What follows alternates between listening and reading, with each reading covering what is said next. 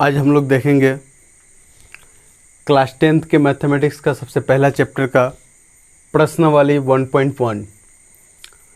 प्रश्नावली 1.1 का सबसे पहला क्वेश्चन है, निम्नलिखित संख्याओं का एचसीएफ ज्ञात करने के लिए यूक्लिड विभाजन एल्गोरिथ्म का प्रयोग कीजिए।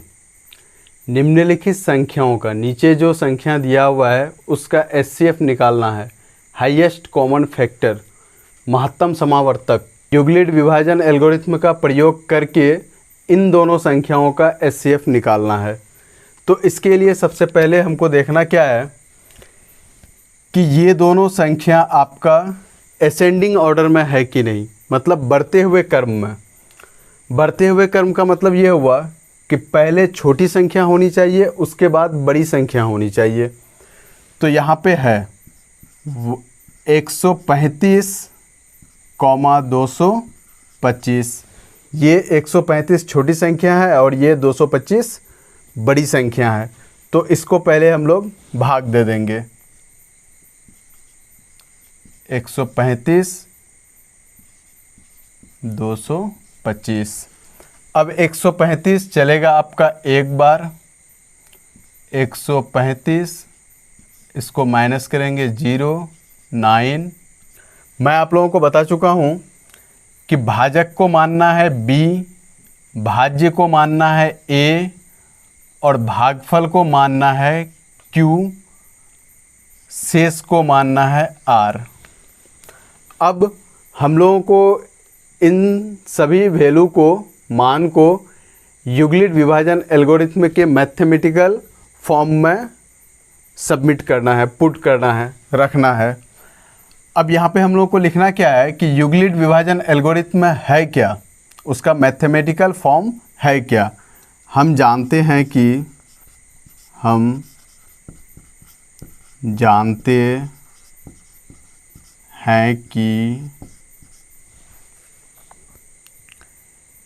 यूक्लिड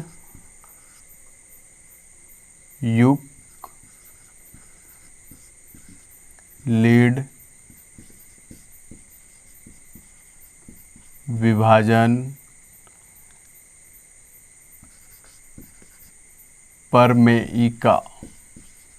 प्रमेय का क्या है, A is equal to B Q plus R. A is equal to B Q plus R. अब यहाँ पे A का वैल्यू कितना है, 225 लिख दिए, बराबर B का वैल्यू कितना है, 135। B और Q आपके गुणा के फॉर्म में है तो गुणा का चिन्ह दे दिए। अब Q का वैल्यू क्या है आपका, 1 दे दिए, 1 दे दिए, फिर प्लस R का वैल्यू, मतलब जो आपका शेष बचा वो R का वैल्यू, तो R के जगह में R का वैल्यू को रख देना है। ये हो गया आपका 90। ये आपका पहला स्टेप हो गया और तब तक इसको चलाना है जब तक इसका R का वैल्यू 0 ना हो जाए, R का वैल्यू 0 ना हो जाए। फिर इसको हम क्या करेंगे, R को बना देंगे B और B को बना देंगे हम लोग A, 135। फिर इसको भाग देंगे 90 कम 90, क्योंकि 90 का पहाड़ा अगर हम लोग 2 बार पढ़ते हैं तो 180 हो जाता है, 135 से ज़्यादा। अब इसको घटाएंगे 5, 4। यहाँ पे मेरा शेष क्या बचा, 45, और ये वैल्यू आपका हो गया B, ये हो गया A और ये हो गया आपका Q। सेकेंड स्टेप के लिए 90 आपका हो गया B, 135 हो गया A और 1 हो गया आपका Q, 45 हो गया R। फिर इन सभी वैल्यू को हम यहाँ पे बैठा देंगे। 135 इज इक्वल टू 90 गुना आपका हो जाएगा 1 और प्लस 45। फिर यहाँ पे R का वैल्यू आपका 45 आया और तब तक चलाना है जब तक कि 0 ना आ जाए। फिर R के वैल्यू को बना देंगे B के वैल्यू को बना देंगे A, फिर इसको चलाएंगे 45 दूनी 90, घटाएंगे, ये शेष बच गया आपका 0। तो अब यहाँ पे A का वैल्यू क्या हुआ है, ये तो आपका हो गया B, ये आपका हो गया A, और ये हो गया आपका Q, ये हो गया आपका R। अब यहाँ पे क्या करना है, 90 बराबर 45 गुना 2 और प्लस 0। अब यहाँ पे हम लोग को आंसर लिखना है। आंसर क्या लिखना है, HCF, क्योंकि क्वेश्चन में बोला क्या गया है कि HCF ज्ञात कीजिए। अब HCF लेने का दो तरीका है। एक, जो आपका जिस स्टेप में 0 आ गया, R का वैल्यू 0 आ गया, उससे जस्ट पहले वाले स्टेप का R का वैल्यू ले लेना है। या फिर दूसरा तरीका ये है कि जिस स्टेप में आपका R का वैल्यू आया है, जिस स्टेप में आपका R का वैल्यू आया है, उस स्टेप का B का वैल्यू हमको आंसर में लिख देना है। तो HCF बराबर कितना हो गया, 45। ये हो गया आपका आंसर। अब हम लोग देखेंगे प्रश्नावली 1.1 का पहला नंबर का दूसरा क्वेश्चन। ये भी आपको वही कह रहा है, निम्नलिखित संख्याओं का HCF ज्ञात करने के लिए यूक्लिड विभाजन एल्गोरिथ्म का प्रयोग कीजिए। मतलब HCF निकालना है यूक्लिड विभाजन एल्गोरिथ्म का प्रयोग करके। अब इससे पहले हमको देखना क्या है कि ये दोनों संख्या असेंडिंग ऑर्डर में है कि नहीं, बढ़ते हुए क्रम में है कि नहीं। बढ़ते हुए क्रम का मतलब हुआ कि छोटी संख्या पहले होनी चाहिए और बड़ी संख्या बाद में होनी चाहिए। तो ये ऑलरेडी आपका बढ़ते हुए क्रम में लिखा हुआ है। अब यहाँ पे 196 से भाग देना है 38,220 को। 196 भागा 38,220। अब यहाँ पे सबसे पहले आपका चलेगा 382 से छोटा है, एक चलेगा, ये हो जाएगा आपका 196। इसको हम लोग घटा देंगे, ये आ गया आपका 6 और ये आपका घट करके आ जाएगा कितना, 8 और ये 2 में 1 गया 1। फिर यहाँ से 2 आएगा, चलेगा 9 बार और 9 बार आपका 9 6 54 का 4 हासिल 5, 9 9 81 और 5 86 का 6 हासिल 8, 9 8 17। फिर इसको कर देना है आपको माइनस। जब तक शेष ना बचे तब तक चलाते रहना है, तब जा कर के दूसरा स्टेप में पहुंचना है। ये HCF का भाग विधि वाला रूल है। ये घटा दिए हम, 12 से 4 गया 8, उसके बाद 15 से 6 गया 9, 7 से 7 गया 0, 1 से 1 गया 0 और ये आ गया आपका यहाँ से ऊपर से फिर ये 0। अब हो गया 980। 196 का पहाड़ा 5 बार पढ़ेंगे तो ये आपका गुना हो करके 980 आ जाएगा। इसको घटा देंगे, ये भी 0, ये भी 0, ये भी 0। अब यहाँ पे क्या है कि जो भाजक के जगह में रहेगा उसको मानेंगे B और जो भाज्य के जगह में रहेगा उसको मानेंगे A और ये आपका हो गया भागफल Q और ये हो गया आपका शेष R। अब यहाँ पे क्या करना है, हमको लिखना है क्या कि हम जानते हैं कि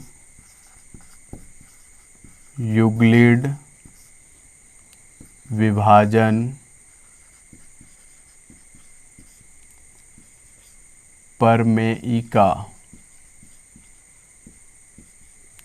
प्रमेय का क्या होता है, A is equal to BQ plus R। A का वैल्यू है आपका 38,220 बराबर क्या हो जाएगा, B का वैल्यू कितना है 196। B और Q गुना में है तो B के बाद गुना का चिन्ह दे देंगे। फिर उसके बाद Q का वैल्यू कितना है 195 प्लस R का वैल्यू कितना है 0। अब यहाँ पे HCF बराबर हमको लिखना है, जहाँ R का वैल्यू 0 आ गया उस स्टेप में जो B का वैल्यू होगा वो आपका क्या हो जाएगा HCF बराबर।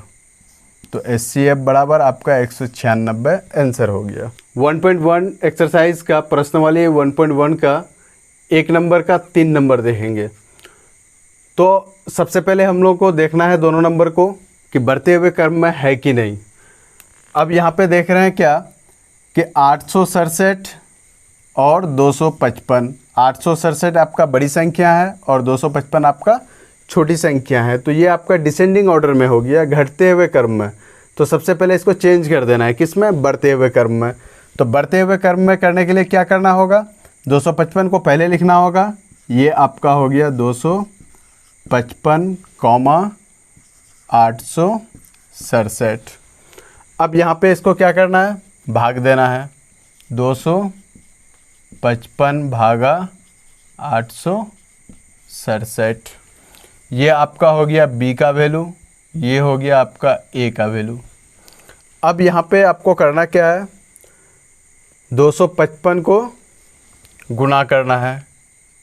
चलिए 3 से गुना करते हैं, 5 या 15 का 5 हासिल 1, 5 या 15 और 1 16 का 6 हासिल 1, 2 या 6 और 1 7। इसको माइनस कर देंगे, घटा देंगे, ये 7 में 5 गया 2 और यहाँ पे 6 में 6 गया 0 और 8 में 7 गया 1। तो ये आपका वैल्यू हो गया Q, ये हो गया R, भाजक आपका B होता है, भाज्य आपका A होता है। अब हम लोगों को यहाँ पे फिर लिखना है, हम जानते हैं कि यूक्लिड विभाजन, इसको थोड़ा नज़दीक कर लेते हैं, इधर लिख देते हैं, आर का वैल्यू ये हो गया, ये यहाँ आपका हो जाएगा परमेय का।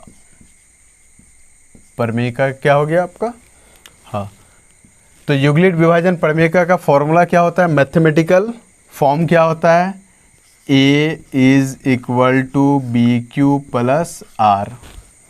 ए का वैल्यू कितना है 867 इज़ इक्वल टू बी का वैल्यू 255 और गुना क्यू का वैल्यू 3 प्लस आर का वैल्यू 102। अब यहाँ पे आर का वैल्यू 0 नहीं आया तो फिर चलाएंगे, दोबारा चलाने के लिए क्या करेंगे, आर के वैल्यू को बना देंगे बी और बी के वैल्यू को बना देंगे ए, मतलब यहाँ पे लिख देंगे बी के वैल्यू को। तो ये बी का वैल्यू आपका हो गया 255। इसको चलाएंगे, 2 बार चलेगा, 102 दूनी 204। इसको माइनस करेंगे, 5 में 4 गया 1 और 5 में 0 गया 5, ये कहानी ख़त्म। अब यहाँ पे इसका क्या बचा है, ये आपका वैल्यू हो गया 102, बी का वैल्यू हो गया, ये आपका ए हो गया, ये आपका क्यू हो गया और ये आपका हो गया आर।